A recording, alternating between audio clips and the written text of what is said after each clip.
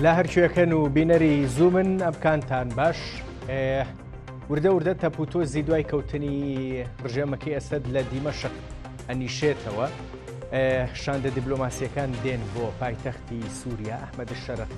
شەرع و با بڵێن بەرپرسانی دەسەڵاتی نوێی سووریا ئەبینن پامی خۆیان دیدی خۆیان بۆ سووریای تازە بۆ چۆنێتی گوزەرکردن لەم خۆناغ ڕاگوزەرەی سووریا دەگەێنن بە سووریەکان بە تایبەت بە خودی ئەحمەد شەرع و تەحریری شام دیارە لەو چوارچوێدا تێگەشتی دیاریکراوی با بڵێن ئەوروپیەکان و ئەمریکا و بەشێک لە وڵاتانی کەنداویش بە سووریا بە دیمەشق دراوە هەرزوو تورکیاش تێگەشتەکانی خۆی هەم باز کردووە هەم بە کەسە نزیکەکانی خۆی لە دیمەشق گوتووە. لەو نێوەندەیە دیمەشق خۆیشی دەسەڵاتی با بڵین تازەی سووریا خۆشی شاندی ناردووە و بە وڵاتانی کەندا و بە یەکەم وڵاتیش بە سعودیە دەستیان پێکرد دەچنە وڵاتانی دیکەی کەنداویش هەم ئیمارات هەم قەتەڕوە پێدەچێ ئوردنی ژێکێک بێ لەو شوێنانی کە با بڵین بەسەریەکەنەوە. هەموو ئەمانە لە کاتێکان کە بە دڵنیاییەوە هەمووان تێگەیشتەکانی خۆیان بۆ قۆناغی ڕاگوزەر لە سووریا لە ڕۆژاوای کوردستان با بڵین تاوتویەکەن و بەیانیەکەن. لەو نێوەندەشە قسە لەبارەی کۆبوونەوەیەکی شاندی هەسەدەهێزەکانی سووریای دیموکرات لەگەڵ ئەحمەد شەرع هەیە و قسە هەیە لەبارەی ئەوەی کە ڕاستیەکەی کۆبنەوەکە لە نێوان مەزلوم عەبدی و ئەحمەد شەرع بووە کۆمەڵێک پرسی دیاریکراویان تاوتوێ کردووە، بەڵام ئەمە با بڵین تقریبەن لە هەمویان لە هەموو کۆبنەوەکانی دیکە زیاتر با بڵین بەنهێنی ماوەتەوە و چاوێکی وای میدیا و سیاسیشی تا ئێستا لەسەر نەبووە. لەو نێوەندەیە پێش هاتە سەربازیەکانیش لە ڕۆژاوای کوردستان تایبەت بە هێرشەکانی تورکیا و گروپە چەکدارەکان بەردەوامن زیاتر لە 2 هەفتەیە گروپەکان نەیانتوانی و لە هیچ شوێنێکی دیاریکرا و لە ڕۆژاوای کوردستان بە تایبەت لە منبج بەنداوی تشرین و شوێنەکانی دیکە پردی قەرەقۆزاق تەنانەت لە کۆبانێش هیچی وە بەرەو پێشچوون نەبووە. هەموو ئەمانە تایبەت بە سووریا و ڕۆژاوای کوردستان پرسە سیاسی و سەربازیەکان لەگەڵ دوو میوان تاوتویەکەم دکتۆر مەهدی ئەبوبەکر دکتۆرا لە فەلسەفەی سیاسی بەڕێزیان لە ستۆدیۆ لەگەڵمان، موسلیم ئەحمەد سیاسەتکار بەڕێزیان لە هانۆڤەری ئەڵمانیاوە میوانی زوومن. دکتۆر کاک موسلیم هەردوو لە بەخێر بێن، هیوادارم زۆر باش بن. دکتۆر لە ئێوە دەست پێەکەم ئیتر تەپوتۆزەکانی شێتەوە گفتوگۆکان دەستیان پێکردووە شاندەکان وا وردە دەچن بۆ دیمەشق و تێگەیشتنی خۆیان بە ئەحمەد شەرع ئەگەێنن بۆ قۆناغی ڕاگوزەر و داهاتووی سووریا. ئەوەی تۆ با بڵین تێبینیت کردووە تێگەیشتنت بۆی هەیە، تێگەیشتنی ئەوروپیەکان، تێگەیشتنی ئەمریکا، وڵاتان بەگشتی بۆ قۆناغی ڕاگوزەر و بۆ داهاتووی سووریا ئەگەر ڕوونکرابێتەوە بە ئەحمەد شەرع وترابێ چ تێگەیشتنێکە و لەکوایە ئەکرێ لەگەڵ تێگەیشتنەکانی ئەو دەسەڵاتی لە دیمەشق هاتوۆتە سەر حکم یەک ببڕێ یان ڕاستیەکەی هاوتەری بن بەیەکەوە کۆک بن؟ من بە پێچەوانی بەڕێستەوە وای نبینم کە تەپوتۆزەکان ڕێی بێتنەوە، بەڵکو هێشتا بارودۆخەکە تەموو مژاویە. هێشتا ئەگەرەکان لە بەردەم سووریای دوای بنەماڵی ئەسەدا هێشتا هەموو ئەگەرەکان لە ئارایە بە ئەگەری شەڕی ناوخۆشەوە، بە ئەگەری ئەوەی کە شەڕێک لە نێوان هێزە چەکدارەکانی کە پێشتر معارەزە بوون و شەڕی نەتەوەی و شەڕی تایەفەگەری شەڕی ئاینی، ئەمانە هەموو ئەگەرەکانن و لە بەرامبەریشە ئەگەری ئاشتی و سەقامگیری و دروستکردنی دامەزراوە و موسساتی تازە لە سووریای تازەیە و دروستکردن و نووسینەوەی دەستوری نوێ و پێکێنانی حکوومەتێک کە بتوانێت هەموو لایەنەکان و هەموو پێکاتەکانی سووریا لە خۆ بگری. ئەمانە هەموو ئەم ئەگەرانە لە بەردەم سووریایە کراوەیە و نایشتوانین ئێستا بڵێن حاڵی حاضر سووریا بەرەو کامیان هەنگاوەنێت. لەبەرەوەی ئێمە تقریبەن هێشتا نچوەتە مانگێک لە دوای ڕوخانی ڕژێمەکەی بەشار ئەسەد، بەڵام ئەوەی کە ئەبینین گەرم و گوڕێکی گەورە ئەوەی کە پێی ئەوترێ جم و جۆڵ و چالاکیێکی دیپلۆماسی گەورە لە دیمەشقەیە ڕۆژانە ئەم وەفد وەڕئەڕوا ئەم وەفد ئەگەڕێتەوە پەیوەندی تەلەفۆنی هەیە وەفدی وەکو خۆت باست کرد وەزارەتی دەرەوە وەزارەتی بەرگری تازە لە حکوومەتی تازەی سووریایە سەردانی سعودی کردووە بە نیازە سەردانی دەوڵەتانی کەندا و ئوردنیش بکەن ئەم چالاکیانە و ئەم جم و جوڵانە بۆ ئێستای سووریا هەم جێگەی دڵخۆشیە و هەم جێگەی تێڕامانیشە لەبەرەوەی لێریا بۆمان دەرەکەوێ کە تێڕامانەکە لێرە دڵخۆشەکە پێشتر باسی بکەین ئەوەیە کە کۆمەڵگەی نێودەوڵەتی و دەوڵەتانی خاوەن بڕیار لە جیهانە گرنگێکی گەورە بە سووریا ئەدەن لە بەرەوەی ئەزانن کە سووریا کلیلی ئاشتیە لە خۆرهەڵاتی ناوەڕاستە لەم سەروەختەیە و ئەوەیشی کە جێگەی تێڕامانە ئەوەیە کە چەند ساڵە کە سووریا ئەم گرنگی هەبووە بۆچی دەوڵەتان خاوەن بڕیارەکان سووریایان و خەڵکی سووریان لە بەردەم ئەو ڕژێمەیە جێهێشت بوو هیچ جوڵێکی ئەوتویان نەکردو بۆ ڕوخانی ئەم ڕژێمە بە شێوەیەکی گشتی ئەتوانین بڵین ئێستا سووریا لە بەردەم دووڕیانێکایە دووڕیانی ئەوەی پێکەوە ژیان و دروستکردنی دامەزراوەی تازە و حکوومەتێکی تازە کە هەموو بۆ هەموو لایەک بێتە سای و سێبەر و ئەگەرێکی ترکە ڕەنگە خوانە خواستە ببێتە هۆکاری ئەوەی کە جەنجێکی گەورەتە نەکتەنها لە سووریا بەڵکو هەموو ناوچەکەش بگرێتەوە. باشە اینجا ئێستا با بڵین ویستێکی دیاریکراو هەیە سەرباری ئەگەری دووەمیان ئەگەری شەڕ بەڵام ویستێکی دیاریکراو هەم لە خودی دیمەشق بەدیەکرێ بۆی دووبارە شتەکان بخرێنەوە سەر پێ بۆی ئامادە بن بۆ قۆناغی داهاتوو و ویستە هەرێمی نێودەوڵەتیەکەش دیارە بەوەی کە سەردانەکەن تێڕوانینی خۆیان بە ئەحمەدە شەرع و ئەوانەی دیکە شەگەێنن بۆ ئەوەی کە چۆن ئەم قۆناغە ڕاگوزەرە تێپەڕێنن وردە وردە دەست بکەن بە پرسە گرنگەکانی ئەوەی کە پێویستن بۆ داهاتووی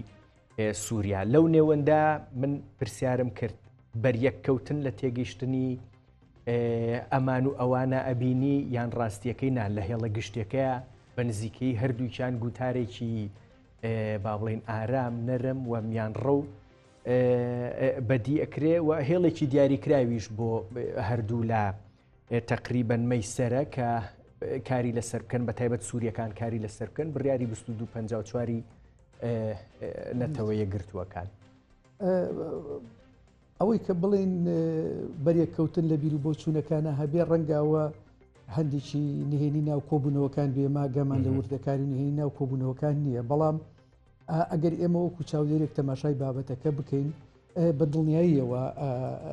بەریەککەوتنیشێ و نزیک بوونەوە و هەندێک جاری شاوتەریبی لە بۆچوونەکانە حتمما دروستە بێ ئەوەی کە بەریەککەوتن هەیە هێزێک کە 13 ساڵە خەباتی چەکداریەکە و تەنانەت نەک خەباتی چەکداری بگرە لە فترێک لە فتراتەکانە کاری تیرۆریستی و خەریکی کاری تێکدەران و تیرۆریسی و ئیرهاب بووەوە لە ناو لیستی ئیرهابی یەشێتی ئەوروپا و ئەمریکیەکانە بووە و خاوەن باگراوندێکی ئایدۆلۆژی تونڕەوی پەرگیرە بۆیە بە دڵنیاییەوە ئێستا لەگەڵ بیر و بۆچوونی ئەمریکیەکان و بیر و بۆچوونی فەڕەنسیەکان و ئەڵمانەکان و بەریتانیەکانە بە دڵنیاییەوە ناکۆچی لە نێوانیانە هەیە و تەنانەت بینیمان دوێنێ کە هەرەوەی کاچێتە چوارچەوەی مجاملاتی نێودەوڵ مجاملاتی دیبلۆماسیەوە تەنانەت ئەوەی کە پێ کە تەوقەکردنەکەی لەگەڵ وەزیری دەرەوەی ئەڵمانیا تەوقەی نەکرد کە ئەمە دەلالت لەوە ئەکاکە ئەتوانین بڵین دەسەڵاتی تازەی سووریا ئەوانەی کە دەسەڵاتی دیمەشقیان بەدەسەوەیە خاوەن ئایدۆلۆژی خۆیانن و ڕەنگە ئەگەر ئێمە چاوەڕوانی ئەوەیان لێ بکەین لە ماوەی کەمتر لە مانگێکە دەسەڵاتێکی دیموکراسی کراوەی ئازادی خوازا بمەزرێن ئەمە ڕەنگە نەخەیاڵ بێ خەونیش بێ لەبەرەوەی هەر حاڵی حازر لە سووریا لە دوای زیاتر لە نیو سەدا لە دەسەڵاتێکی تۆتالیتاری مستەبید هیچ ئەوەی کە پێ ئەوترێ بنەمایەکی دیموکراسی بنەمایەک بۆ دروستکردنی سیستمێکی دیموکراسی لە ئارایەنێن نە لە ڕووی کۆمەڵایەتی نە لە ڕووی کللتوری نە لە ڕووی ئابووری نە لە ڕووی سیاسی نە لە ڕووی دامەزراوەی نەدەستوری بۆیە ئێمە نابێت چاوەڕوانی ئەوە بکەین کە ئەم کۆمەڵی کە ئێستا دەسەڵاتیان گرتوتە دەست هەتا مانگە لەمە پێشەگەر لێمان بپرسایە کە ئەمانە چینەمان و دەمانە کۆمەڵێک تیرۆریستن بەڵام ئێستا کە دەسەڵاتیان گرتوتە دەست نابێت چاوەڕوانی ئەوەیان لێ بکەین یاواتیان بنمیکی چاوەڕوانیەکانمان بە جۆرێک بکە لە ماوەی نەک لە مانگێکە لە ماوەی ساڵ و 2 ساڵ و 3 ساڵی داهاتووشە ئەمانە بتوانن سیستمێکی دیموکراسی پایەداری بە ئازادی و بە پاراستنی مافی پێکاتەکان دروست بکەن بەڵام ئەوەی کە هەیە ئێستا لە ئەگەر خوێندنەوەیشی بۆ بکەین لە تەسریحاتەکانیان لە لێدوانەکانی ئەحمەد شەرعووە وەزیری دەرەوە ئەوانەی کە ئێستا بوونەتە کاربەدەستی تازە لە سووریای تازەیە ئەتوانین بڵین جۆرێک لە تێگەیشتنیان هەیە بۆ بیر و بۆچوو بۆ لەبارەی ئەو بیر و بۆچوونانەی کە خراوەتە بەردەستیان لەلایەن ڕۆژاوایەکانەوە سەبارەت بە دروستکردنی نظامێک کە تا ئاستێک بتوانێت لانی کەمی داخۆزیەکانی خەڵکی سووریا جێبەجێ بکە ئەمیش ئەگەر بڵین بە شێوەیەکی سیاسەتێکی پراگماتیانیش بێ بۆ ئەوەی کە لەم مەرحەلەیە بتوانن ود و ڕەزامەندی و مەقبولیت لەلایەن غەربیەکانەوە بەدەست بێنن و لە بەرامبەریشا بتوانن کۆمەڵێک سوودی ئابووری لە کۆمپانیەکانی ئەمریکیەکان و کۆمپانیای دەوڵەتە غەربیەکان بۆ ئاوەدانکردنەوەی سووریا وەربگرن ئەتوانین بڵین لەوش ئاشێتە چوار ڕەنگە بچێتە ئەو چوارچێوەیەوە ئێمە ناتوانین ئێستا قەرار لەسەر ئەوە بدەین کە سووریای داهاتوو چۆنە بێ ئەبێ چاوەڕوان بکەین هەتاوەکو دوای ئەوەی ئەم کۆنگرێکە بەتەمان کۆنگرێ حیواری وەتەنی ببەستن و لە دوای کۆنگرێکە بزانین ئایا دەرەنجامەکانی شێبێ ئایا مقرراتی دەستوریان ئەبێ نابێت دەستوری کاتی ئیعلانەکە نایکەن و ئەگەر دەستورەکەیان ئیعلان کرد لەم دەستوریە چیان جێکرۆتەوە لە بەجۆری ئەو دەستورە چ حکوومەتێک و دامەزراوەیەک دروستەکەن بۆیە ئەتوانین بڵین ڕەنگە بە وەکو ئەوەی کە لە تەسریح و لە دوانەکانیانە هەیە بە شێوەیەکی پراگماتیانە بتوانن مسایەرەی بیر و بۆچوونی ڕۆژاوایەکان بکەن بەڵام نازانین دوا ڕۆژوە لە دوای ماوەیە کە بەسەر دەسەڵاتەکانە تێپەڕێ جا من ڕاستی دواترە مێ بزانم ئەم چونکە دوودڵیەک لای ڕۆژاواییەکانی ژەشتان بوونی هەیە و دەڵێن چاوەڕێی هەنگاوەکانی و ڕەفتارەکانی دەسەڵاتی نوێی سووریان بۆی شێوازی مامەڵی خۆمان لەگەڵ ئەوانە بە تاواتی ڕوون بکرێتەوانێ و بزانین ئەم مسایرەکردنە ئەم چاوەڕوانی ئەوان و مسایرەکەی دیمەشقیش ئەکرێت تاکەی بخایەنێ بەڵام چمە لای کاک موسلیم ئەحمەد سیاستکار لە ئەڵمانیاوە کاک موسلیم یەکێک لەو شاندانەی کە بە دڵنیاییەوە چوون بۆ دیمەشق دیارە وەزیری دەرەوەی ئەڵمانیا بوو هاوتا لەگەڵ وەزیری دەرەوەی فەڕەنسا پێکەوە چوون سەردانەکە هەندێک مشتومڕی لێکەوتەوە تایبەت بە تەوقەکردن و تەوقە نەکردن و کۆمەڵێک پرسی دیکەش پێم بڵێ لە ئەڵمانیا با بڵێن بەگشتی ئەم سەردانە چۆن خوێنراوەوە جگە لەو پشتە ڕواڵەتیەی پەیوەست بە تەوقە نەکردنەکە بە دڵنیاییەوە ئەکرێ کە ئەکرێ ئەمەیان با بڵێن ڕەهەندێکی ئایدۆلۆژی لە خۆ بگرێ لەبارەی پرسە سیاسیەکان پرسە دیبلۆماسیەکان ڕوئیای ئەڵمانیا دیدی ئەڵمانیا بۆ سووریا چۆن قسەی لەبارەوە کرا خوێندنەوەکان چی بوون؟ ئێوار باش بەری حەبستی شوارە جارێکیان دەبنە میوانەی کەنانەوەیکە زۆر بەخێربەی دامە براستی وەکی کو میوانێ وە دەستوددا وژی ئانی زمان نها حکومتا یان شامێ هەمی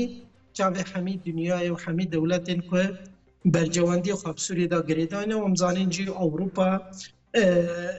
ئەو جیل بێ دەرکێ بەرجەوەندی وان هەنەش بەر کو سووریە دەولەتێکی درۆژەلاتە ناوندێ و لەسەرکان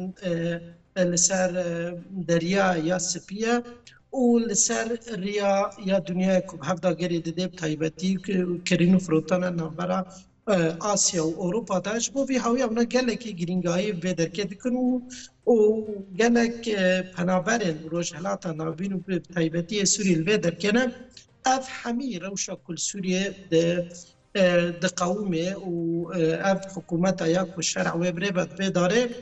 وێ دشۆپینن وەکی کو یعنی ئەم دنێرن و دخونن یعنی ئەف حکوومەتە یا کو ئەحمەد شەرع هاتی ئاواکردن یعنی تەنێ دکانە بوو هەنێکی ڕەنگی خوا بگوێرێ کارێ وان لەسەر عەردێ مثلا دوار لشکری دا بتایبتی ده هرمین علویان ده هرمین دا مدی هنکی زخت هیا هنکی زور هیا ده آلی سیاسی دا دو پیر هفدیتنا که احمد شرعیا لسر کانال عربی هبو یعنی گلک نامه جهر دو آلیا را راست نامه اندفکی گلکی خوش بون لی یه پراتیکه هنکی دینه کمرو وک سوریا وک کردکی سوری هنکی یعنی ترس چه بیش برکه حتی وکیلی که اف گرست وی دما دوار و جادا اف گفتگوها یا نشتیمانی دنابرا همی پیکاته این سوریه دا بریوه بچه تا وکیلی که بریوه نچو یا دن آخبی لسر دستوری سوریه و کینگا اف دستورا بین افساندن و کینگا اف دستورا بی قداندن و پشتی ویجی لسر هل بجارتن آخبی براستی دمکی گلکی دریج دا به پروژه و به کار و خباتا یک کشگل سوری را بکرن دستور یک و یادیجی بجارتنه که گشتیج بو که جیانا خلکی ریوا ببرهرن 3 تا 4 ساله دایی که اویاجی دیار دیگه که نو اب حکومتانا احمد شرع تنید خواست دخبته که وکی دبیجن نو دست هلات هدا دست خواه و ره خواه برد عرده که خواه جبگل یعنی مرو تنید کنه بوی آوائی لیبنیر اما آلیه دن اروپی دو ودی که وزیر دربایا آلمانیا وزیر دربایا فرانسا هفبشون به هفرا چون لوی درکه و بناو اروپیا جلوی درکه گلک داخواست جا احمد شرع کرن دوزا مافی جنه کرن دوزا کمنتوا کرن پرس ببورن پرسا مافی جنه کرن پرسا کمنتوا کرن پرسا کردی کرن گوتن ام نکانن زمانه کی زلال وزیر کار دربای آلمانیا جه احمد شرع را گوت ام نکانن مثلا حکومت که رادیکال یا گروپ که رادیکال دست آلیکاری دریجه بکن ام دخوازن حکومت که یا همی پیک آتا این سوری به همی پیک آتا این سوری تیدا جیه خواب بکرن و بطایبتی زیل سر کرده آخبین گو کرد دمانات نهانه که یعنی بیله دخوازن جبو که باوری بکن هر دو آلیاجی چه فرانسی و چه آلمانی اروپی براستی بیتشتید خوازن و آنجا گوت ام وزیر دربار آلمانیا گوت چی ام روشیت شوپین و ام راسته گوت احمد شرع ده لیستا ترور بو گله کارین قریش کرون و لعراق و لسوری پشتی و تاوه کلی کلی تشتکو گوتی ام کار وان سر عرده بنیرن و خبات وان بنیرن که بچه آوایی امی لگوری وی کار و زور باشه کاک مسلم او بنزیکی قسەی زۆربەی ئەو وڵاتانەیە کە سەیری ڕەوشی سووریاکەن دەڵێن چاوەڕێیەکەین تۆ با بڵێن هەندێک گومانت لە ئەوەی کە ئێستا لە دیمەشق لە سووریا ئەگوزەرێ با بڵێن هەندێک گومانت پیشاندا دەستور چۆن نووسرێتەوە کێ نووسرێتەوە مافی کورد مافی پێکهاتەکان پرۆسە سیاسیەکە چۆنە بێ ئەتوانی پێم بڵێ با بڵێن ئێوە لە ئەڵمانیاش وڵاتێکی گرنگی ئەوروپیە گەر ئێستا بەنزیکەیی یعنی لەگەڵ فەڕەنسایە ئەکرێت سەرکردایەتی سیاسەتی ئەوروپی بکەن بەرامبەر بە هەر پرسێکی دیاری کراو بێ ئەوان ئێستا لە ناو با بڵێن وەسەتی ئەڵمانیە هەم ڕۆژنامە هەم سیاسیەکانیان چۆن سەیری ئەم ماوەڕاگوزەرەی سووریاکەن تێگەشتێکی دیاریکراویان بۆ دروست بووە قسێکی دیاریکراو لەبارەیەوەکەن یعنی همی روشد شوپینن یعنی کس نکانه به دمه ببیجه والله و روش چاوا ببی یا امی ببی رنگی به احمد شرع را کار بکن و خباته بکن یعنی ودی دو وزیر دربای آلمانیا چلوه در که دستفانه دانه و مدیا آلمانی گلک لسر و آخبی چیان وید کاک مسلم میدیای آلمانی لباری توقع نکردنکو چی وید چونکه ڕاستیەکەی هەندێک جارەمانە پرسی پرۆتۆکۆلین ئەکرێت پێشتر ڕێکەوتنی لەسەر کرابێ بڵێ من تێگەیشتێکی دیاریکراو یان بیرکردنەوەیکی دیاریکراوم هەیە و تەوقە لەگەڵ ژنان ناکەم لە ئیتیفاقی دیپلۆماسیە پێوتری مجاملات بۆی ئەکرێ شتێکی ئاوا ڕووبا ئەتوانی پێم بڵێ لە ئەڵمانیا ئەم تەوقە نەکردنت با بڵێن چۆن لێک درایەوە تەنها لە چوارچێوەیەکی با بڵێن ڕێکاری ئەتەکێتی دیبلۆماسیا قسەی لەبارەوەکرا یان نا ڕەهەندێکی گەورەتری وەرگرت؟ یعنی بڕاستی مدیا ئەڵمانی gelek li ser vê mesele axivî û gelek jî li ser vê sekinî ev jî yek jî meselen yanî ezmûnên yê ku Ehmed Şerec têda û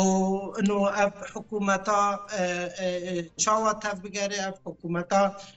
bi çi awayî kar bike ev hikûmeta çawa dikane meselen Sûriye bi rêva bibe herê ev hikûmeta dikane gelê Sûriye hemî wînê li cem heb lê ev tiştê ku yanî kar û xebatê Ehmed Şerec û ew îdeolojiya hana ku pê bandor dibe bi rastî hinekî dêne ku yanî hem cîhana navdewletî hem Almanya hem Ewropa hinekî yanî metirsiye wan hebin ji ber ku yanî ev tiştê ku tavêkî lîke li Sûriyê dibe tavêkî lîke Ehmed Şerec kirî rast e hemî alîtên dixwazin meselen bên yanî şandeke dibulmasî dare û şandeke dibulmasî tê lê tiştê ku Ehmed Şerec dide tenê tiştên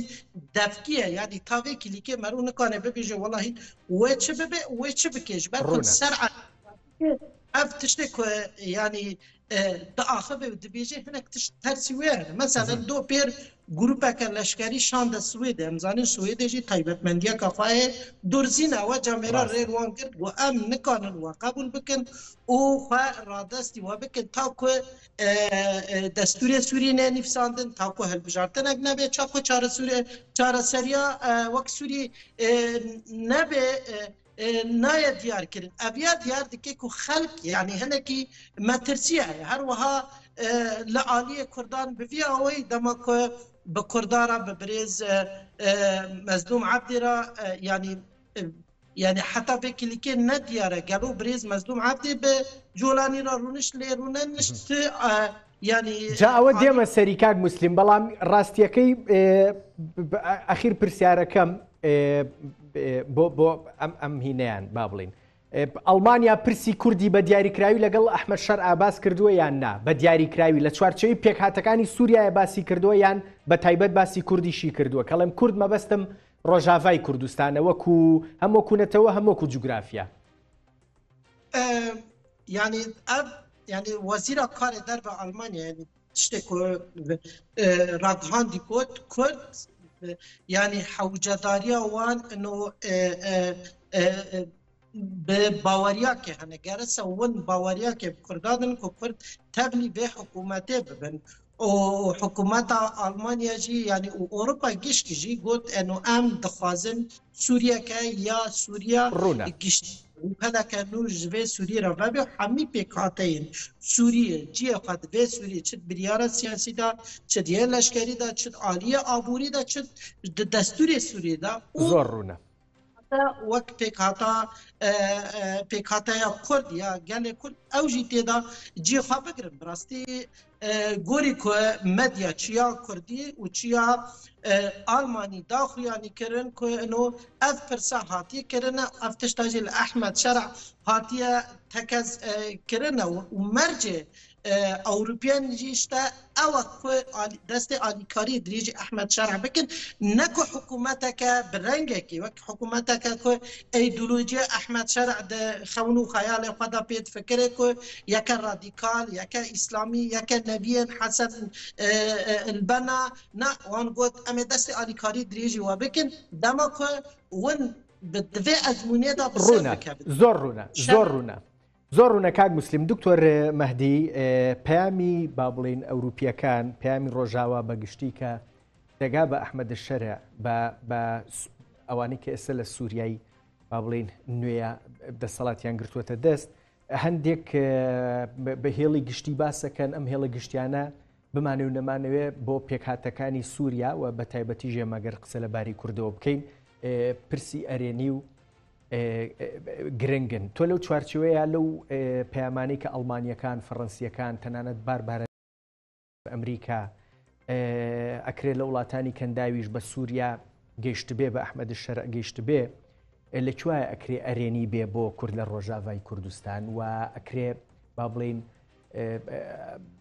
تێگەیشتنێکی ئەرێنی لەبارەوە دروست بکەین و لەکوایە ئەکرێ ئێمە با بڵین هەندێک مەترسی ببینین لە چوارچەوەی تێگەیشتنی ئەحمەد شەرع و ئەوانی کە دەسەڵاتیان گرتووەتە دەست بەرامبەر بە کورد و ڕۆژاوای کوردستان. خۆی هەر ئەسڵی مۆزوعەکەمەی ئەمەیە کە جەنابەت باسی ئەەکەیت. ڕاستێکەی ئەو پەیامانەی کە لەلایەن ئەوروپیەکان و ئەمریکیەکانەوە و تەنانەت یەک دوجاریش لە ئیسرائیلەکانەوە جۆمان لێ بووە کە باس لە پاراستنی کوردووە و تەنانەت دوێنێ وەزیری دەرەوەی ئەڵمانیا ئەڵێ ئێمە گرنگی دڵنیایی کەرمان لەسەر لەباری کوردەوە ئەوێ، یعنی نەگرنتیە دڵنیایی کەریش بێ بۆ ئەوەی کە مافەکانیان پێشێل ناکە. جێی سەرنجیشە لە چوارچەوەی سووریایە کە پێکاتی دیکە شیتایە بە تایبەت سەرباری پێکاتەکانی دیکە بە تایبەت باسی کوردی بەڵێ هۆکاری وشەگەڕێتەوە بۆی کە هەموو جارێک خۆیان باسێکە نەڵێن ئێمە هاوپەیمانێکی گرنگمان بوونە لە شەڕی داعشە و کورد بە هاوپەیمانێکی گەورە لە ئەناسێنن کە پێشتر ئێمە بە درێژایی مێژوو کە باسی کورد کراوە بەردەوام نەوتراوە هاوپەیمان وتراوە شەڕکەری باش نوتراوە دۆستایەتی باشەکەن میوانداری باشەکەن کاتێک هاتون لەبارەی سۆسیۆلۆژیای خەڵکی کوردستانەوە کە قسەیان کردو دەربارەی دامەزراوە کۆمەڵایەت و سیاسەکانی خەڵکی کوردستان قسەیان کردووە وەکو شەڕکەر و وەکو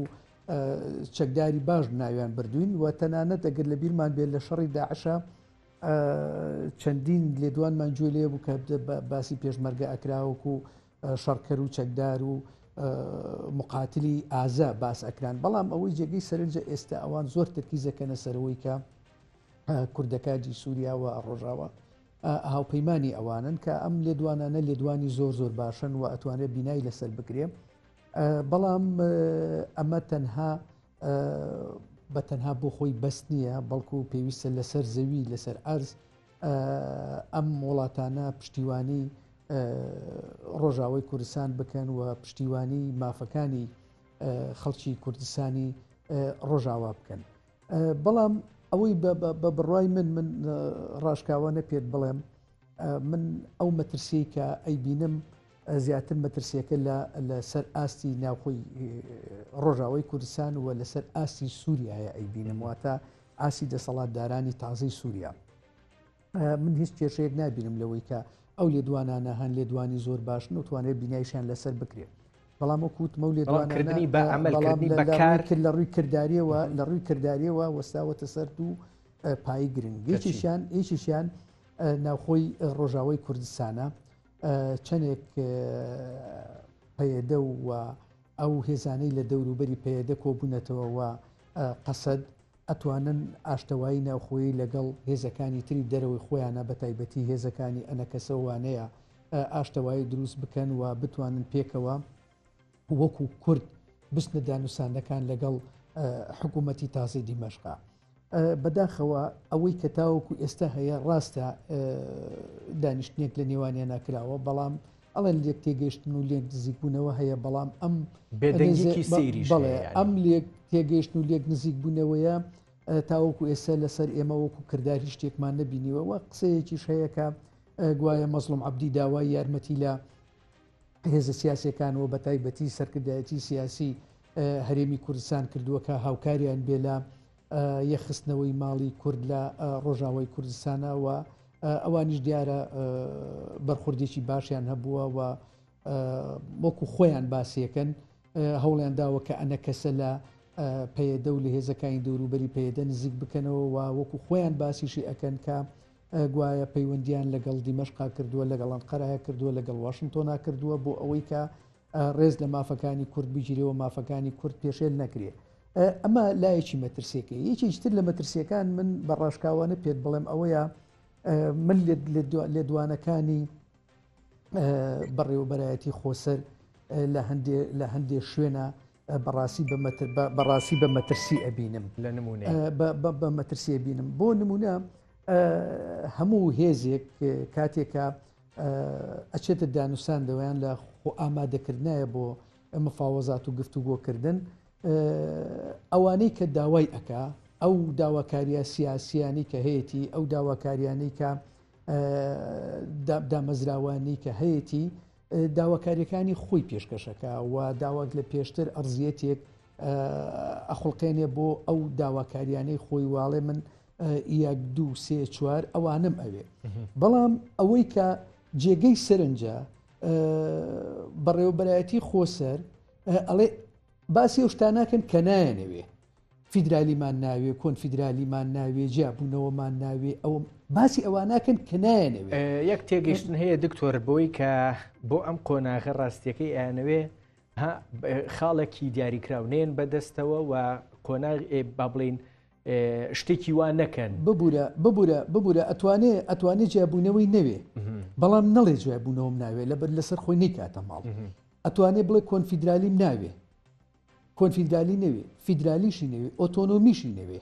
تەنها بەلا مرکزیکی سیاسیان ئیداری ڕازی بێ تەنها باسی ئەوە بکە کە ئەیەوێ بەڵام ئەوان باسی ئەو شتاناکەن کە نایەنوێت کە ئەمە ڕەنگە لە دوا ڕۆژە و بە دڵنیایشەوە نەک ڕەنگە بە دڵنیاییەوە لە دوا ڕۆژە ئەما بێتە خاڵێکی نێگەتیڤ لە سەریان چونکە ئەگەر بێت و بارودۆخی سووریا بە شێوەیەک لە شێوەکان تێکچێ حکوومەتی تازەی سووریا نتوانێت کۆنتترۆلی هەموو ناوچەکانی سووریا بکەوە سووریا بەرەودا بەشبوون بڕوا ئەو کاتە کورد ئەوە چۆنەڵێ ئەبێتە دیلی قسەکانی خۆی ئەبێتە دیلی سیاسەتەکانی خۆی ئەو کاتا بێ هەموو دروستەکان جیابنەوە عەلەویەکان جیابنەوە سونەکان جیابنەوە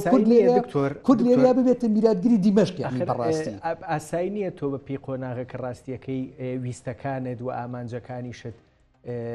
بەیان بکەی باسییان بکەی وە کاریشیان بۆ بکەی بۆ ئەوەی پێی بگەن کاکە ڕەنج من لەگەڵتام ئەوەی کە ئەتەوێت داوای ئەوە بکە داوای لا مرکزیەکەی تەنها بڵێ من لا مرکزی مەوێ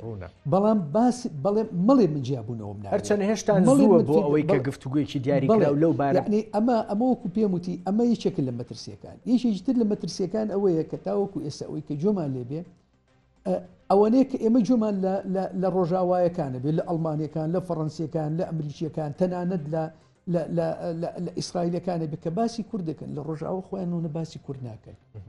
باسی مافەکانی کورد ناکەن باسی ئەوواکەن کە بێ ئەم ناوچەیەکە بە درێژایی تاریخی دەوڵەتی سووریا پشتگوێ خراوە لە ڕووی کۆمەڵایەتی لە ڕووی ئابووری لە هەموو ڕێک و پشتگوێ خراوە ئەم ناوچەیە مافی خۆیەتی لە بەرەوەی کە چۆنە لە سەلێ غیزایی سووریایە و زۆربەی چێڵگەنەوتیەکانی سووریا اقتصادی سووریا کەوتۆتە ئەو ناوچەیەوە پێویستە ئێمە مافمان هەبێ واتە ئەوەندەیە کە تەرکیز لەسەر هەندێ مافی ژن و مافی کۆمەڵێشتی تر ئەکەنەوە بە ئەوەنێ تەرکیز لەسەر وەکو کورد داوای مافی خۆیان ناکەن ئێستا دروستەکان ئەبینیت زۆر بەڕاشکاوانە باسی ئەوە ئەکەن کە ئێمە وەکو دروست ئامادەنین چەکەکانمان تەسلیم بکەین ئامادەنین بە هیچ شێوەی لە 2015 خۆمان ناوچەکانی خۆمانە پارێزین دروستەکان باکەپێکی بەهێستریان لە کورد ڕاستیەکەی هەبێ بمانێ و نەمانەوەی ئیسرائیل چەند کیلومترێکی کەم ڕاستیەکەی لەوانەوە دوورەوە هەر کاتێک ئیسرائیل بێوێ ئەتوانێت بە شێو لە شێوەکان بێتە دەنگ بەڵام ئێمە بمبورە ئێمە بینین ئەو پشتیوانی گەورەی کە ئێستا لە کورد لە ڕۆژاوایە کرێ بە یەک کەلیمەش جۆمان لێ نەبووە کە بۆکو دروست ناوی دروست بێنن باسی هەموو پێکاتەکانەکەن ئەڵێن بە تایبەتی کورد بۆیە یعنی ئەمە یەکێکە لە مشکلەکان کە پەیوەندی بە باگراوندی ئایدۆلۆژی کاتێتی ئەم پشگیریانەی کە جۆمان لێبێ و لە ڕووی سەربازی شۆی من ڕۆژانە پشگیری هاوپەیمانان بە دیاریکرای ئەمریکا بۆ ڕۆژاوی کوردستانە بینین ئەبێت تەحویل ببێ با بڵێن بگوازرێتەوە بۆ تانوپۆی داواکاریەکانی کورد لە چوارچەوەی سووریای دیاریکراو و داواکاریەکانیش ئیتر بە دڵنیاییەوە ئەکرێت بمبورە ئەگەر یەک جملەیەک بڵێ میشتر لە مەترسیەکان ئەوەیە کە ئێستا سەرڕای ئەو هەموو پشگیریە لەبەرەوەی ناوچەکانی باکوور و ڕۆژهەڵاتی فرات کە ئێستا بەڕێوەبەرایەتی خۆسەری لێوە لە ژێر دەسەڵاتی قەسەدایە ئەم ناوچەیەکی زۆر گرنگە بۆ سووریا ناوچەیەکی زۆر گرنگە لە ڕووی اقتصادیەوە لە ڕووی زراعیەوە لە هەموو ڕووەکانەوە و دەوڵەتە عەرەبیەکانیش بە ناڕاستە و خۆ پشتگیری ئەوەمان لەبیر نەچێکە کە تەنانەت سعودیەکان بە شێوەیەکی ڕاستەوخۆ لەگەڵ وەفدەکەی حکوومەتی تازەی سووریا باسی ئەوەیان کردووە بەڵێ باسی ئەوەیان کردووە کە پێویستە ئەو ناوچانە بگەڕێتەوە ژێر دەسەڵاتی حکوومەتی دیمەشق بوو ئەوەی کە بتوانن لە ڕووی اقتصادی و سوودی لێبینن بۆ ئاوەدارکردنەوەی سووریا. بۆیە ئەوە خاڵێکی زۆر گرنگە ئەبێ زۆر ئاگاداری ڕوونە. دکتۆر دێمەولات کاک موسلیم ڕاستیەکەی تۆ لە ئەڵمانیایت بۆیە ئەمەوێت تایبەت بە ئەڵمانیا پرسێکی دیاریکراوت لەگەڵا باس بکەم. یەکێک لەو مەترسیانە کە ئێستا کورد با بڵێن دەستەویەخە لە ڕۆژاوای کوردستان خەریکی با بڵێن بەرەنگاربوونەوەیەتی تورکیا و گروپە چەکدارەکانە. لەو نێوەندەیە ئەڵمانیا پەیوەندیکی باشی لەگەڵ تورکایە هەیە. پەیوەندیە با بڵێن پەیوەستە بە کۆمەڵێک پرسی دیاریکراو لە گرنگترینیان نەکرێ مەسلەی ئاڵوگۆڕی ئابووری نێوان تورکیا و ئەڵمانیا بێ خۆکرێ پرسی پەنابەریش بە هەمان شێوە یەکێک بێ لە هۆکارەکان. تایبەت بە کورد لە ڕۆژاوای کوردستان و ئەم دۆخەی ئێستا مەرجە ئەم تێگەیشتنەی ئێمە هەمانە لەبارەی با بڵێن تێگەیشتنی ئەڵمانیا بۆ تورکیا و پشتگیری ئەڵمانیا لە هەر هەنگاوێکی دیاریکراوی تورکیا. ئەم قسەیە ئێستا بۆ ڕۆژاوای کوردستانیش بۆ سووریاش ڕاست بێ یان دۆخەکە بە شێوەیەکی دیکەیە ئێستا؟ دووبارە سپاس و سلام. بڕاستی ون حەمید زانن تێکلێن دناوبەرە دەوڵەتاندا بەری هەر تشتی بەرجەوەندی ئەڤیا یە تشتی سەرەکە و یەوێ رێبە دەبێدارێ. کوردان رۆلێکی گەلێکی گرنگ لە سووریەدا لیستن لە 2014 دا ون زانن پەیمانیەک دناوبەرە کوردان و ئەمریکا وان را چێبوو و لێ دەرکێژی دریا کەناڵەوەرە ئەم دخوازن سپاسیە خوۆش برێز لاهور شێغدە گیرا ئەڤیا ئەو کەسا و جامێرێ کورد بوو ئەندەزیارێ بێ وەکت بێژن کالیسیۆنە دناوبەرە کورد و ئەمریکا دەچێ بۆ من سپاس دکەم. یادن تشتê herî girîng rast e metirsî dewleta Tirk hene li ser Kurdan. Tirkî çi peligên di dest wê de heyî li hember Kurdan dixwaze bi kar wîne û bi kar wanî jî zane ku Kurd wê rolekî genekî girîng di Sûriyê de bilîzin. Zane ku heger ku Kurd bi vê hêza xwe û bi vê quweta xwe ser erdê bibînin zanê hikûmeta Şamê jî hikûmetekî îdeolojî hikûmetekî 11 sal me şer dike ji bo ku yanî merod kanê bibêje ev şerê di navbera rejîma Esed û ê Colanî û kesên derdora wî Ehmed şer a tenê ji bo desthilatê bû ne ku ji bo rûpheleke nû Sûriye vekin dewletekî demokratî ava bikin hemî pêkhatî tê de cî xwe bigirin ji bo vê ew dewleta Tirk gelekî zanê ku wê evana berba bîn. Ev guvaşên vê dawî li Tirkiye li Rojavayê Kurdistanê tê kirin û li hêza Kurdî tê kirin. Tirkiye dixwaze qasî dikanê Kurda di wir de bêhêz bike û zeîf bike ji bo bi tena xwe wek dibêjin ew û Ehmed Şer rehê xwe berdin li Sûriyê û karê xwe û kêfa xwe ji ber ku çavê Tirkî li herêma Rojhilata Navîn Giştî û Osmaniya keniya. Lê yani ev karê ku Kurd dikin ser erdê ev Kurd ku hemî pêkhateyan qebûl dikin û projeya ya Kurda ya siyasî ya pêşerojê Sûriyê û nêzîkbûna Kurdan ji hemî pêkhateyan ev ya dêlê ku civata navdewletî bi taybetî Ewropa û Amerîka û hemî hevalbendên wan dev ji Kurda bernedin ewna dizanin wê Kurd bercewendî wan biparêzin wê Kurd û rolekî girîng bilîzin wê Kurd dikanibin gelek guhartina Sûriyê da bikin ji bo vî hawî پێم بڵێ کاک موسلیم ئەمە ئەم تێگەیشتنە لای ئەڵمانیەکانیش هەیە لای فەڕەنسیەکانیش هەیە کە ئەکرێ با بڵێن بە دوو وڵاتی بەهێزترینی ئەوروپا ناویان بێنین ئەمە یەک دوو ئەنی ئێستا من و دکتۆر مەهدی گفتوگۆمانە کرد دکتۆر مەهدی لەگەڵ ئەوەیە بوو کە جەخت لەسەر پرسە نەتەوەی و نیشتیمانیەکان لە ڕۆژاوای کوردستان جەخت لە مافی کورد بکرێتەوە بەڵام ئێوە پێتان وایە گوتارەکەی دیکەی کە ئێستا لە ڕۆژاوای کوردستان هەڵگیراوەوە ئیشکردنە لەسەر پێکهاتەکانی دیکە جگە لە کورد با بڵێن پاراستنی مافی پێکهاتەکانی دیکەشە ئەم گوتارە مەقبولترە ویستراوترە لای ڕۆژئاواییەکان ڕاستە داخوازە هەر کوردێکیە کۆن و gelek Kurd wek pirsa Kurdî mafê otonomî ew tiştê hin mestir dest Kurda kevin لگوری هیزا کردان و لگوری پلگا کردان اویا لوی درکه لگوری وی افتشتین دست وان دا داخوازی خود کنو و تایبت مندیا که روش آبای کردستان هیده بکو ام بیج پیر نکن یک جی دموگرافیا روش آبای کردستان و یاد دیا جی جغرافیا که روش آبای کردستان و بلابونا کردان لوی درکه ابنا حد و تشتانا هنه که دبن کلم و دبن بندا ورول که گله که نیکتیف لعنبر کرده دلیزین که پلگی وان بهیز ببن و داخوازی فخورد بکن جبوی هاوی ام دنیرن راسته دبیجن انو ام سوریا که مثلا دروجهلات فراتا گلک اوین پیک هاته انده هنه گلک داخوازین تشتیدن دکن لی جبر که هنکی تایبتمندیا که روش آبای کردستانی هیا تایبتمندیا که جغرافیا روش آبای کردستانی هیا و تایبتمندیا که پرسا کردی گشتی هیا جبوی هاوی یعنی هنکی داخوازین وان جودانا و سیاست وان جودایا و چاره سرکرنا پرسا کردی دروج آبای کردستان را جدا یعنی هزار سوریا دموکراتیک او یکینین پارستنا گل او پیاده او قصریا دموکراتیک بری هر تشتی دبیجن ام سوریا که دموکراتیک دخوازن سوریا که کتی ده همی پیکاتی جی خواه بگرن یه سرکشی هر وها گل کرده و دی احمد شرع و ترکی بزاف دیگه کنو کرد بی مرچ چکن خواه بدن هموانی کورکانی جواره کرم کنو حکومت شامه و مره و ببن هر نه کردما چون به احمد شرع را چون بهیز چون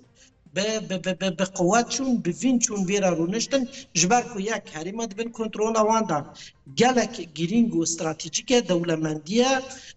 چه پترول چه چاندنی چه همی تشتیندن یاد جی کو هیزکی هفگردیه هیزکی لسر عرده باندورا خواهی و هیزکی جفاقا ناف دولتی باوریا خوابی هیا وان دکانه بو داعش بشکینان دا و اوناجی دکانین گلک تشتاب کاک مسلم ئەو کۆبوونەوەیە بووە لە بینی هەسەدە و ئەحمەد الشەرع یان ڕاستیەکەی پەیامی ناڕاستەوخۆ گواستراوەتەوە لە نێوان هەردوولایە ئەگەر زانیاریت هەبێ ئەین قسە هەیە لەبارەوەی کە ئەسڵەن مەزلوم عەبدی و ئەحمەد الشەرع یەکتریان بینی بێ زانیاری لای ئێوە چی هەیە؟ نه تشتێکی بڤی رەنگی چێ بیە لێ ئەمە وەک کەسایەت برێز مەزلوم عەبدی چی نەچێ ئەم وای بکەن تەکەس بکن جبەر کۆ يعني وقت خسرية ديمقراطيك وكيزا سوريا ديمقراطي وكيكني بارسنا قال تشتكي بفيرنجي تكاز نكرن ليه يعني جبر جوادية أمريكا يوجيه فرنسا يا كو إنه أب گفتگو دنابرا شامه وكرداد عشبه جبر كو كرد رولك دلیزن خسرية ديمقراطيك و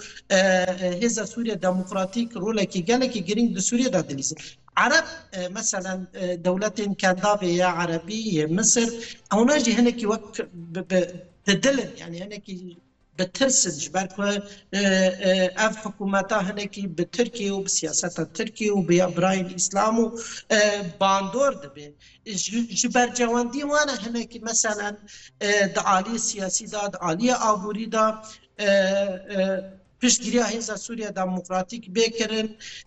تۆ کاک مسلیم هەست بەو نیگەرانی وڵاتانی کەندا و هەست بەو ویستاکەی کە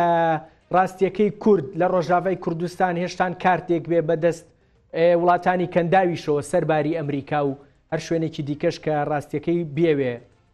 کورد وەکو جۆرێک لە قوڵای استراتیژی لە سووریا سیر بکە هەست بەوەکەیت من مەبەستم زیاتر بەرامبەر بە تورکیایە نها ودي باندورة إيران جسر سوري شو قديا دولة عربة قالك بزاف كرن وقالك برخدان كرن كباندورة إيران جور بقادين نا هجار دور وقت بيت تركي كاتنا الدولة تركي كاتنا شنو همان ديس أف برخدانا وهمان بزاف تكرن كأنه سوريش حميزة ويتر زور دبردا هيزا سوريا ديمقراطية دبردا كردانا كرجي حتم برنجة كي يعني تكاني بيجي براغماتي تفدقارن حاضرن جبو برجواندي خو جبو برجواندي سوريا كبي جبو سوريا كان غوري بيكاتا زور باشا همي على ركار زور جبو باشا يعني دكاوي خدمت وان دما كو دست اليكاري دريجي روجاواي كردستان بكن زۆر باشە دکتۆر مەهدی تایبەت بە تورکیا حەزەکەم هەندێک گفتوگۆ بکەین با بڵێن شوێن پەنجەی تورکیا بە ڕووداوەکانی سووریاوە کەس ناتوانێت نکۆڵی لێ بکە و ئێستش ویستێکی دیاریکراوی بەرامبەر بە ڕۆژاوای کوردستان هەیە خۆی بە شێوەیەکی دیاریکرا و تعبیری لەیەکە گزارشتی لەیەکە و ئامانجەکانیش دیارن چین تورکیا لە مووقیفی قووەتەوە با بڵێن هەندێک پەلەپەلی پێوە دیارە ئەوێ یەکلای بکاتەوە بەرامبەر بە کورد و ڕۆژاوای کوردستان تەنانەت لە دیمەشقیش بۆ یەکلاکردنەوەی هەندێک پرسی دیاریکراوی سەربازی و سیاسی و ڕێخستنەوەی ئێشتەکان یان لە مووقیفی قەلەقی و دوودڵیەوەیە لە مووقفی هێزەوە یان لە مووقفی دوودڵیەوەیە ئەتوانم بڵێم لە مووقفی هێزەوە و لە مووقفی ئەو بەدگومانیە و بەڵام ڕەهەندێکی تریشی هەیە کە ئەمە زۆر ئاگداری بین کە پەیوەندی بە دەستوری تورکیا و گۆڕانکاریە لە دەستوری تورکیا بۆ ئەوەی کە بە جۆری دەستور ئەردۆغان بتوانێت لە ساڵی 2028 دووبارە خۆی هەڵبژێرێتەوە. ئێستا ئەوەی کە لە طبعا ئەمان مەبەستت کردنەوەی دەرگای ئیمرالیە کردنەوەی دەرگای ئیمیرالیە بڵێ ئێمە نابێ ئەومان لەبیر بچێکە ئێستا کوردستانی ڕۆژاوا و کوردستانی باکوور بوونەتە یەک پاکێج ئەوەی کە لە کوردستانی ڕۆژاوا ڕوئەدا کاریگەری ڕاستە و خۆ ڕنگدانەوەی ڕاستە و خۆی لەسەر باکوورە بێەوە ئەوەی کە لە باکوور ڕوئەدا کاریگەری لەسەر ڕۆژاوا بێ بۆیە من ئەگەڕێمەوە سەر قسەکانی پێشوم ئێستا ئەو دەرفەتەی کە بۆ ڕۆژاوا هاتوۆتە پێشەوە بیان بڵین ئەو بارودۆخی کە ئێستا لە سووریا دروست بووە ڕێک وکو ئەو بارودۆخەوایە کە لە دوای جەنگی یەکەمی جیهانیەوە دروست بووە دووبارە نەخشە کێشانەوەی ناوچەکە بەداخەوە بەڵام بە جیاوازیەکی زۆرەوە عنی داخم بۆ 100 ساڵ لەمەو پێشە کە ئەو کاتە هیچ پشتیوانیەک بۆ کورد نەبوو بۆ ئەوەی کە بتوانێت بە مافەڕەواکانی خۆی بگات بەڵام ئێستا وڵاتانی خۆراوە و ئەمریکیەکان ئەگەر ناوی بنین جۆرێک لە قەرەبووکردنەوە ئەیانێ جۆرێک لە قەرەبووی 100 ساڵ لەمەوە پێش بۆ کورد بکەنەوە هەمان ئەو بارودۆخە دروست بوو تورکیا بۆیە دوودڵە هەستی بەمە کردووە بەڵێ ئەمە یەکێکە لە هۆکارەکان کە ئەبێ ڕۆژاوایەکان کوردانی ڕۆژاوا زیاتر جەخت لەسەر مافەنەتەوەیەکانیان بکەنەوە بۆ ئەوەی کە بتوانن لانی کەم کیانێک لە ناوچەکانی خۆیان دروست بکەن و ئەم کیانە کە هەر کیانێک لە خۆراوای کوردستان دروست بێ ئەتوانم بڵێن بە هەمان شێوە قوارەیەک بە هەمان شێوە بە هەمان ناویان بە تۆزێک جیاوازیەوە ڕەنگە لە باکووریشا دروست بێ ئەگەر بارودۆخەکە لە ڕۆژاوایە لە دەست بچێ و لەوێ کورد نەتوانێت بارودۆخەکەەوە ئەو هەلەکە هەیە بیقۆزێتەوە ڕەنگە ئەو دەرگایشی کە ئێستا چاوەڕین بکرێتەوە لە باکوورە ئەو دەرگایشدا بخرێتەوە بۆیە تورکەکان یەکەم گومانێکیان هەیە لەوەی کە ڕەنگە بەهۆی ڕۆژاوەوە کیانێک دروست بێ و دواتر ئەگەر ئەم شەپۆلی ڕوخانی بەرەی کە پێشتر ئەیان و تیلالی شیعی و بەرەی ناوی ئەوەی کە خۆیان ناویان لە خۆیان ناوە بەرەی مەقاوم و بەرگری زیاتر بەرە و پوکانە و ڕوخان بچێەوە بگاتە ئاستی ئەوەی کە ڕژێمی ئێرانیش بڕوخێ ئەوە تورکەکان ترسێکی زۆریان لێ نیشتووە کە بەهۆی ئەم بۆشاییە گەورەی کە دروستە بێ لە نەمانی دەسەڵاتی ئێران لە عێراقا لە یەمەنا لە لوبنانە لە سووریایەوە دواتر بۆ ئێران مەترسی ئەویان لا دروستە بێت کە ڕەنگە دەوڵەتێکی کوردی گەورە دروست بێت بۆیە پەلەپەلیانە لەوەی کە بتوانن بارودۆخی سووریا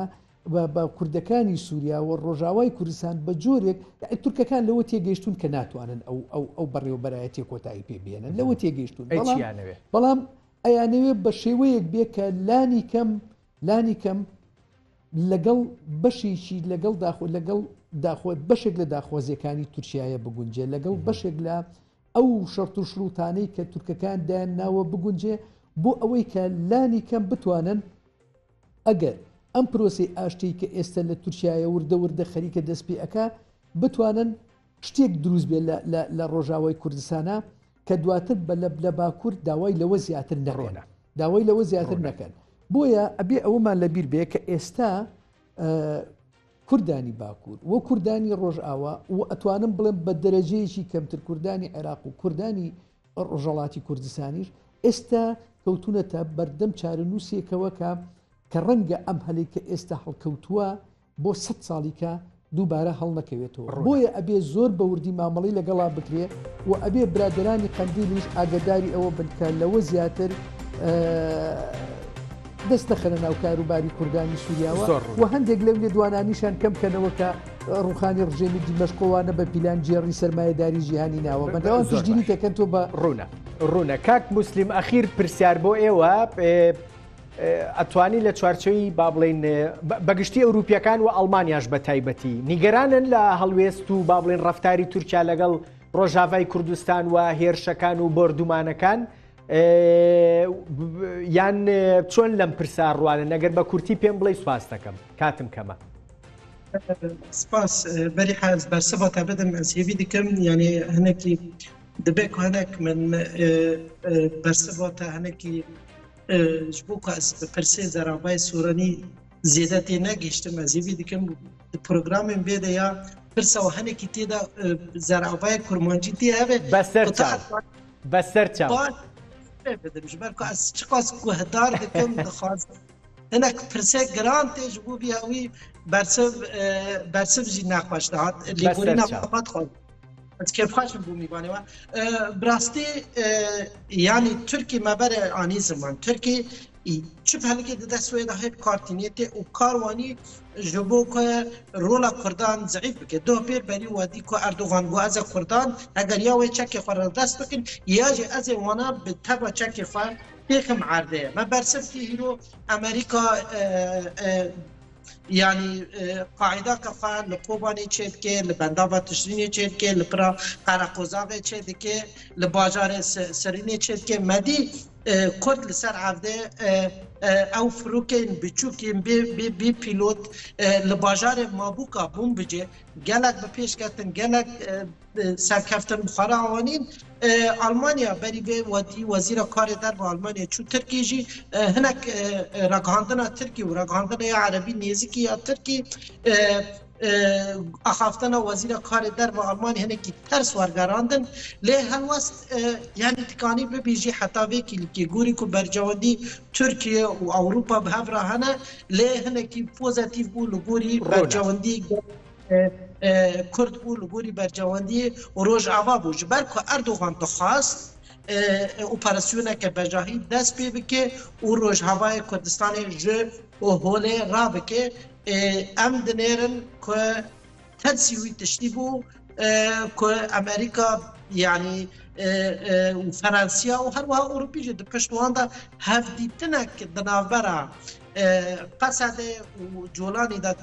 آنین و امریکا جی شوانتی جی به هفدیتنه را کرد ابیا نامه که چش هندرا چش ترکی را و چش بهێزن و کورد باندۆرن و کورتڕۆلێکی گرنگ بلیت. زۆر باشە مسلیم ئەحمەد سیاسەتکار لە هانۆڤەری ئەڵمانیاوە گەلێک سوپاس دەستت خۆش بێ دکتۆر مەهدی ئەبوبەکر دکتۆرا لە فەلسەفەی سیاسی دەست خۆش بۆ ئێوەش سپاسدانەکەم. سپاس بۆ سەرنجی ئێوەش.